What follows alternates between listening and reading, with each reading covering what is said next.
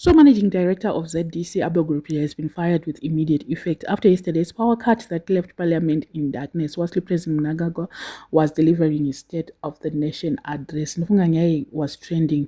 Takaona nezuro kusona President vakabatirwa torch vachiadressa nation. Imagine.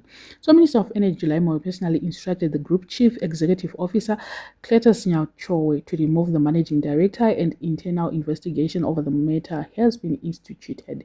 The fact that they brought the torch, anything can happen.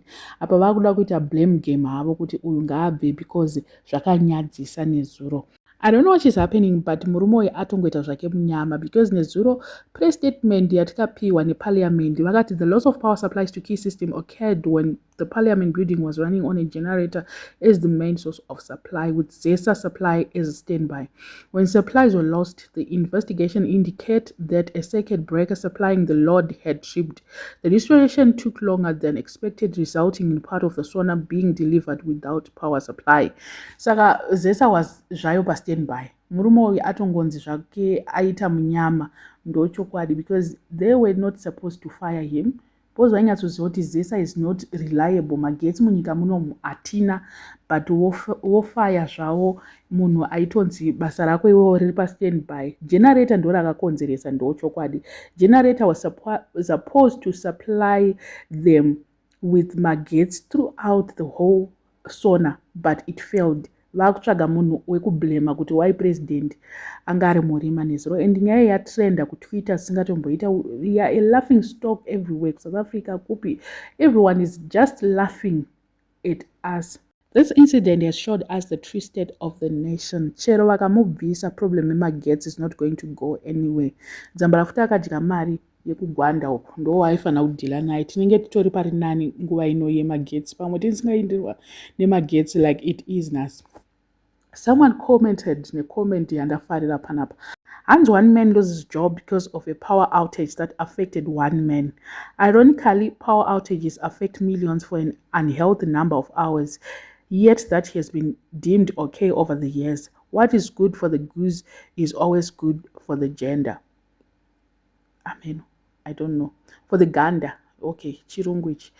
So panapa ndo zviri kutaura kuti zvinhu zvanga zvingoti affecta pesapa. Nyaya kungoti affecta one person munhu akutongofaiwa basa, but millions are affected. Zvinhu zvacho soka zvitombori fair.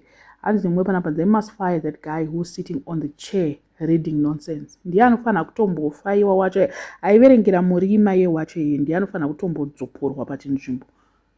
Because ndiye ari kukonzeresa this disorder yese, ndiye ari kuikonzeresa. So vakabvisa iyeye vakatanga to the root cause akabviswa, then I'm sure zvinombofamba zvakanaka zviri nani. I don't know zvangu, but ZANU-PF is always there to blame, kuti tiblame ani. Ivo they don't want to take responsibility at all panyaya dzese idzi. Vanenge vachingotaura kuti mningi ndiye akonzeresa. Ivo havasi kuona kuti vari kukonzeresa more than vacho vakagara pachinzvimbo.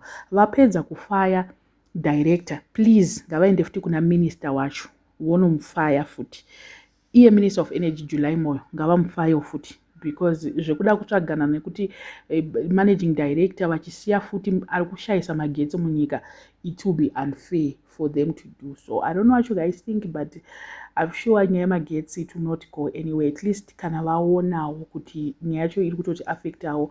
Imagine kuti our relatives magetsi anoenda vari pamachine kuma hospitals, magetsi otadza kusupplier machine, munhu otofa oxygen and the like. So it's not only about them wanting to address us rubbish, but it's also about lives that are being lost every day. Let me know in the comment section what are your thoughts. When you subscribe, please make sure that you subscribe, and see you in my next video.